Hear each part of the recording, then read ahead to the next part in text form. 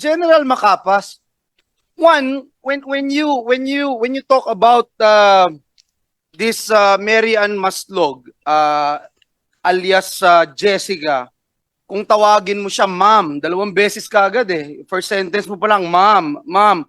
Bakit ganito yung pagtingin mo sa kanya? Ano bang nakita mo sa kanya as she claimed that you tapped her? In fact, yun ang claim niya dito sa amin. You tapped her para dito sa special operation po ninyo.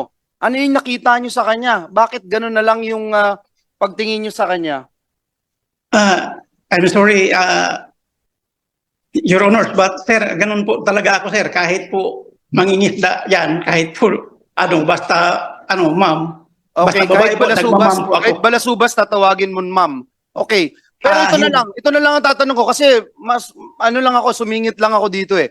Gusto ko malaman, bakit, anong authority yung binigay mo sa kanya that she is acting like your right hand in the PNP-IG? To the point that she's saying na yung gastos niya, nire-reimburse niya sa PNP-IG. Is that correct? Ano yung authority na binigay mo sa kanya? Na she could always, parang 24/7, will have an access to Indonesian authorities, talking to Interpol, etc. Did you give her that access, General? Your Honors, please, except doon sa pagiging contact lang kay Alice, wala na po siyang ibang authority, Your Honor. Were you clear about it? Were you clear about it when you told her, ito lang ang role mo?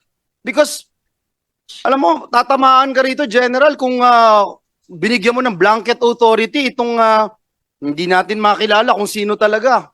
Nabuhay mula sa patay eh.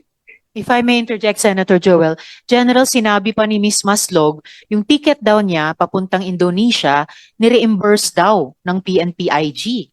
So ano nga po itong mga parang special authorization na nangyayari? Wala pong katotohanan yan, Your Honors. Wala po kaming ganung kalaking panggastos. So Madam Chair, sinong namamasahe sa kanya? Sinong mamamasahe sa kanya? Yes, sir. If I may, sir. Sino? Sa Gastos General, lang po niya yung sarili, sir. Sarili niya? iba yung sinabi niya. Napakagaling naman. Gagastos niya para sa ganung effort. Tapos sabi niya, Nire-reimburse ng niya. IG. Alam mo, General Macapas, in Sir. this case, pareho tayong galing sa IG. This case, Mary Ann Maslog is your action agent. Ikaw ang agent. Handler, Ano sir. ka? Handler, Ano ka? sir. Agent, handler, or manager? Ako na mismo ang handler, sir, dahil ako lang ang may nakakilala sa kanya. Okay. Okay, ngayon, you're the agent handler, she is the action agent. Paano to siya nakakuha ng linya doon sa Indonesian National Police without your knowledge na ikaw mismo ang handler? Bakit nakadirekta siya doon? Tinitext daw siya ng Indonesian authorities na huli na namin si Alex Go. Andito na. Ikaw hindi mo alam. You're the IG director, I suppose. But ngayon, saan ka na ba ngayon? Currently, sir, I am still holding the IG, sir. IG ka pa rin. Pero you're incoming RD RD Barm, sir. Yes, sir. ng Barm, sir. Yes, sir. farm. Congratulations. Thank you, Very sir. good accomplishments. Yes, You're sir. from IG, you're now RD. That's quite Yes, a sir. big feather on your cap. Congratulations, Ewa. Congratulations. Pero my question remains, paano nangyari na ikaw ang agent handler ng isang action agent na siya nang dumidirekta doon nakipag-connect sa Indonesian National Police? Ikaw na blind ka.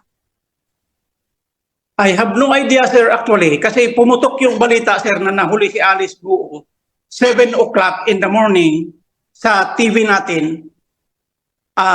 During that time, sir, nakipag-Zoom conference na po kami with the Indonesian authorities. Kasama ko po si Chief PNP, pati yung contacts namin sa counterpart natin dito, yung attaché nila dito, pati yung Indonesian Police. Hindi po kami dumaan sa kay Ma'am Jessica. Alam namin na alam namin na nahuli na Indonesian police sir ang nagsasabi sa amin.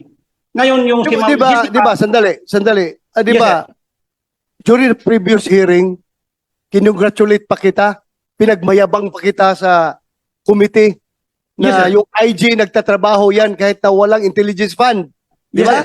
Yes, sir. Oh, dahil kayo, sa buong Pilipinas, kayong unang nakakaalam that Alice Go has left the country already. August 14 pa lang, August 14. Senator De La Rosa. Exact, Madam Chair.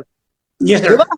Yes, Kung kayo ang nakauna nakakaalam na nahuli ay nakalabas na pala. Yes, sir. Inongratulate kita. Yes, Mga sir. job Thank you, sir. yan.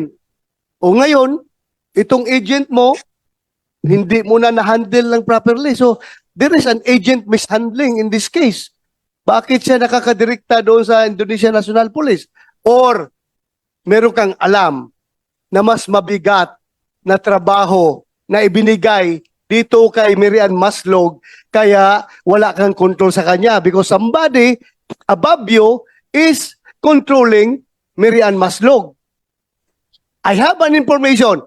You cannot deny to me. I have a very, very accurate information na siya ay inuutusan ng somebody from Malacanang para papirmahin si Alice Go ng affidavit implicating President Duterte, Senator Bongo, Senator Bato, and General Karamat as the people behind the operation of Pogo.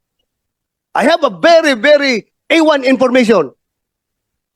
Sir, if I may, Your Honors, Yes, General. Yeah. as to the connection of Ma'am Jessica to the Malacanang, sir, wala po akong alam dyan.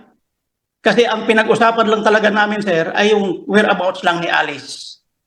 Pero if I may interject, Senator De La Rosa, meron ding baliktad na sinabi si Miss Maslog sa amin kanina na sumama siya sa inyo nung naaresto na si Guo Huaping sa Indonesia, na pareho pa rin daw ang mission niya na kumbinsihin si Guo Huaping mag-surrender. Huli na nga, arestado na nga, no choice na babalik talaga sa Pilipinas. So, bakit kasama pa siya dun sa pangalawang trip nyo sa Indonesia?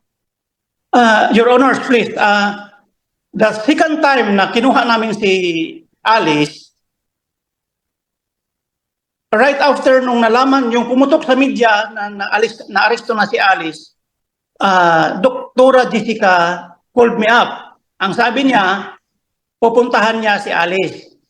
Kasi during the time, Your Honors, nag-arrange na po si Secretary Abalos na kukunin namin sa Indonesia. Hindi po siya kasama. We were on our trip, si Secretary Abalos, si Chief PNP, ako, pumunta ng Indonesia on a private plane, yung contact ni Secretary Abalos po. So, hindi ko alam kung kailan siya pumunta doon at hindi Pumunta ko siya alam. ng mag-isa niya, sir. Hindi kasama ninyo. Hindi po, Your Honors. Hindi po namin siya kasama. Sino nag-authorize sa kanyang pumunta? At bakit siya pinayagang pumunta at sumama? Hindi po namin siya kasama, Your Honors. The second time na kinuha namin si Alice, hindi po namin siya kasama. Madam Chair. Pero SP nakita siya doon. Before I call Nakita siya SP doon. Pro Tempore, si Senator Sherwin kanina pa. And then Madam SP Chair, Pro quick Tempore. interjection lang. General, bakit hindi kayo dumiretso kay Attorney David?